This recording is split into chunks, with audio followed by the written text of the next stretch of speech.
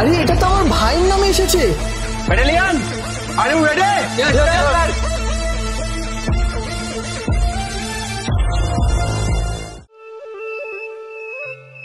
জয়, জয়, জয়, হে জয়। কে? আরে বিমান, তুই সাত সকালে চেঁচিয়ে বাড়ি মাথায় করছিস, কি হয়েছে?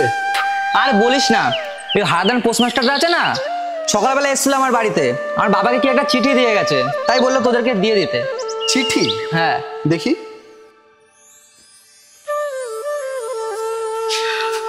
আরে এটা তো আমার ভাইয়ের নামে এসেছে।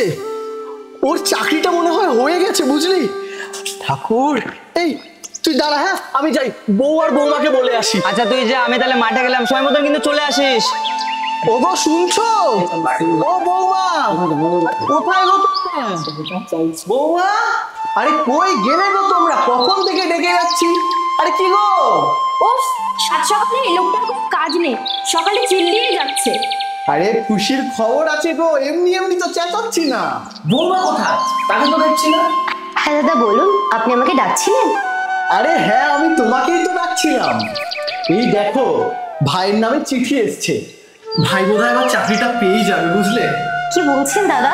ও সত্যি চাকরিটা পেয়ে গেছে? আরে দাঁড়াও দাঁড়াও, আমি এই খুশির খবরটা আগে বাবা মাকে দিয়ে আসি।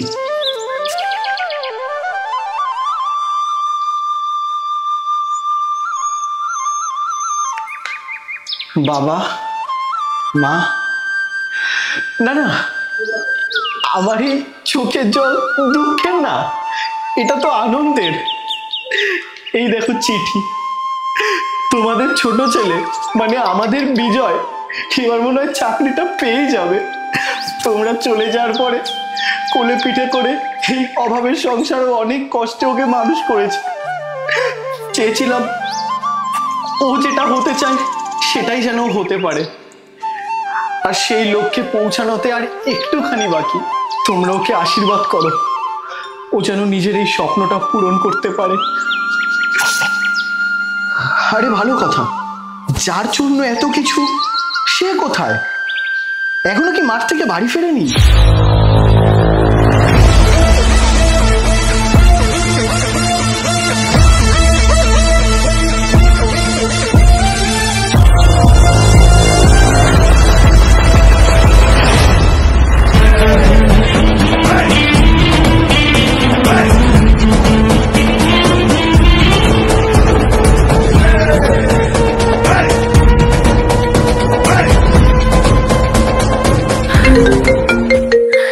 ফোন করছে এখন আবার? আরে দাদা, হ্যাঁ দাদা বল।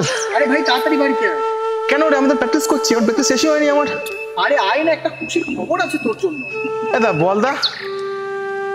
তুই আগে বাড়ি আয়, তারপরই বল। হ্যাঁ সরি।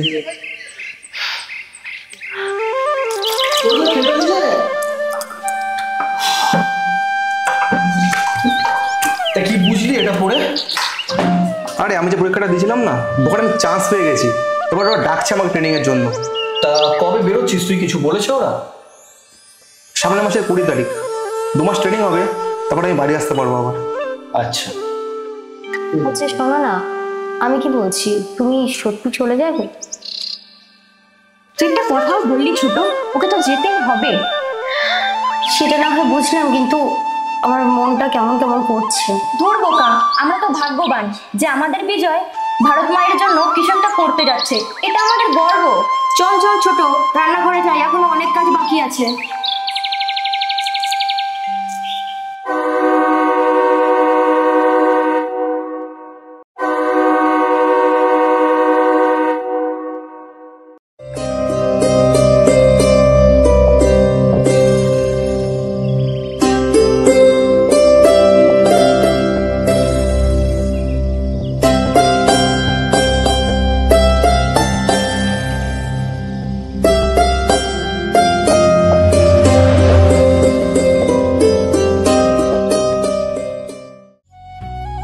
ভাই জানিস, আর ভাল লাগছে না, বাড়ির কথা খুব মনে পড়ছে।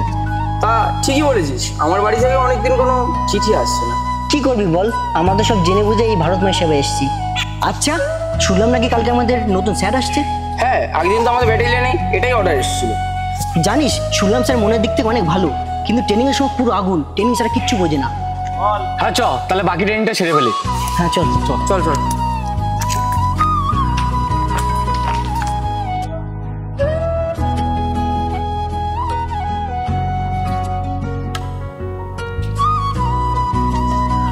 Battalion are you ready?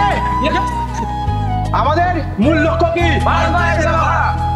তাহলে চলো আজকের প্র্যাকটিস শুরু করা যাক।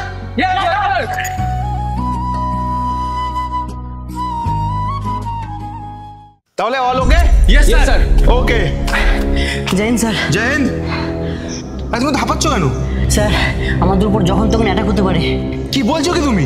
হ্যাঁ স্যার, উগ্রপন্থীরা আমাদের ক্যাম্পটাকে চারিদিক থেকে ঘিরে ফেলেছে। উপর মহল থেকে বলা হয়েছে আমাদেরকে যেন সতর্ক থাকা।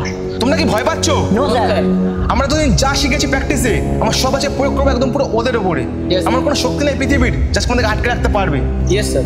আজকে আমরা দেখাবো যে আমরা কি জিনিস। Yes yes sir. স্যার। আমরা কেউ ভারত মায়ের গায়ে একটা কোনো দাগ কাটতে দেবো না। Yes, sir. ঠিক আছে?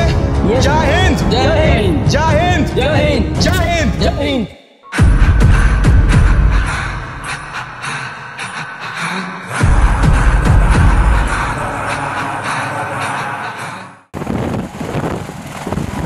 সেরাতে খবর পাওয়ার পরেই শুরু হয়ে গেল বেঁচে থাকার লড়াই। প্রত্যেকটা ছেলের একটাই স্বপ্ন, যে করে হোক নিজের জীবন দিয়ে হলেও নিজের দেশকে বাঁচাবো।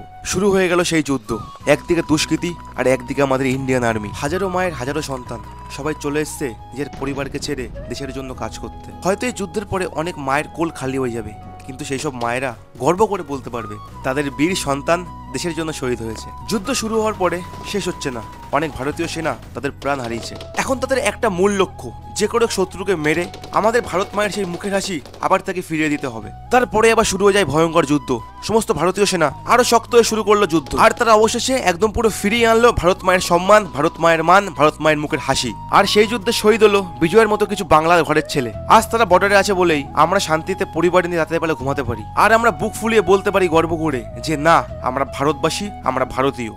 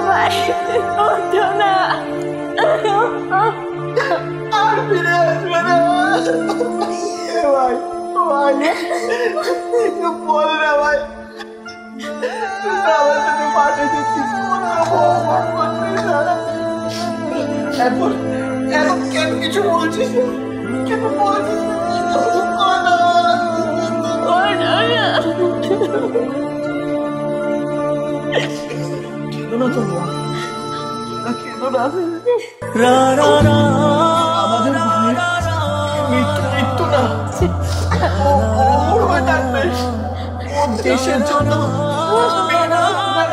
ভারত মায়ের জন্য প্রাণ দিয়েছে। আমার ভাই বীর যোদ্ধা ছিল, দেশের জন্য ভারত মায়ের জন্য প্রাণ দিয়েছে। আমাদের তো গর্ব হওয়া উচিত। আমরা কেন পাচ্ছি না? না আমরা